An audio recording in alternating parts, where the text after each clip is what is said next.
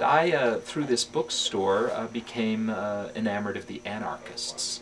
Through John Cage's book Silence, I learned of this Emma Goldman, and I proceeded to read Emma Goldman's books and fell in love with her as an anarchist activist. And so that forced me to look at other anarchist writings. And eventually I found myself a copy of Alexander Berkman's The Prison Memoirs of an Anarchist. I found an autographed copy of it at a book show once that a wonderful book dealer from Chicago, Paul Garone of Beasley Books, sold me for a very good price because he knew I wasn't going to sell it again.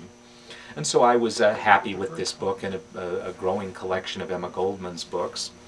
One day I had a shipment of books come from a man out of state that were all ex-library copies of books, and in it there was another copy of The Prison Memoirs of an Anarchist, which I didn't give much thought to because my copy was so much nicer than this one, which was fairly beat up. In fact, I was hasty with it. I shouldn't admit that I was hasty and priced to put it on the shelf.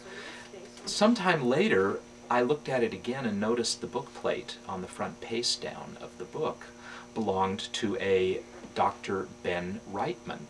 Anybody who knows Emma Goldman's life knows that Ben Reitman was Emma Goldman's boyfriend when she was, I believe, in her 40s. In fact, he was tarred and feathered when she gave an unpopular labor speech in San Diego, and because this was a very sexist era, they punished her man for the words that she had said at a labor rally.